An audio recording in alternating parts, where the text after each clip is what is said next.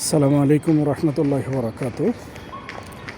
আসলে আমরা খুব আশাবাদী যে ইসলামপন্থী সবাই একসাথে থাকবে এবং আগামীতে একটা গণজোয়ার সৃষ্টি হবে।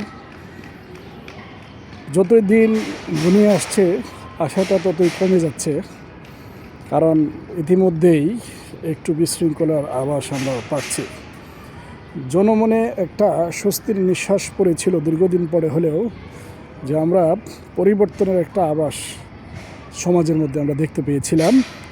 যদি কোনো হঠকারী সিদ্ধান্তের কারণে এই জোটটা ভেঙে যায় তাহলে সবাই ক্ষতিগ্রস্ত হবে। আজকে যারা নিজেদেরকে অনেক বড় মনে করতেছে তারাও যেমন ক্ষতিগ্রস্ত হবে, যারা তাদেরকে মূল্যায়ন না করার কারণে সরে আসার চেষ্টা করতেছে সবাই ক্ষতিগ্রস্ত হবে।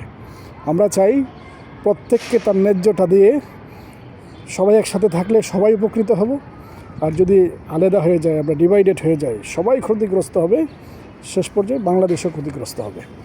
এই জন্য আমি মনে করি যে প্রত্যেকেই সর্বোচ্চ ছাড় দিয়ে এই সমঝোতা যেটা দীর্ঘদিন ধরে আমরা শুনতেছি, এটা একটা শেষ ফয়সালায় আসা দরকার।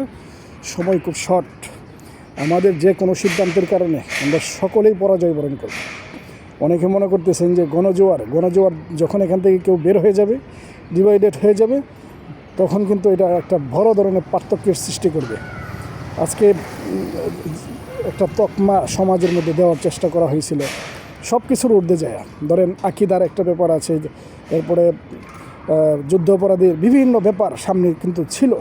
ওই সব কিছুর ঊর্ধ্বে যায় ইসলামিক দলগুলো কিন্তু চাইছিল যে একটা সামঞ্জস্যপূর্ণ একটা অবস্থা যাতে বাংলাদেশের মধ্যে বিরাজ করে, একটা প্রতিকূল পরিবেশ যাতে মোকাবেলা করে ইসলামী একটা পরিবেশ যাতে সমাজের মধ্যে উপহার দেওয়া যায়, মানুষকে ন্যায় নিষ্ঠার একটা রাষ্ট্র উপহার দেওয়া যায়। এই জন্য সকলেই কাজ করতেছিলেন। আশা করি সকলেই বুঝবেন, সকলেই এইটাতে সচেষ্ট থাকার চেষ্টা করবেন। এখানে যদি যে কোনো কারণে একটা দলে যদি বের হয়ে যায় বা কয়েকজন বের হয়ে যায়, তাহলেও কিন্তু বড় ধরনের সমাজের মধ্যে একটা বিরূপ প্রতিক্রিয়ার সৃষ্টি হবে এবং এই ফায়দাগুলো অন্য দলগুলো সুন্দরভাবে লুফে নেবে। ধন্যবাদ সবাইকে।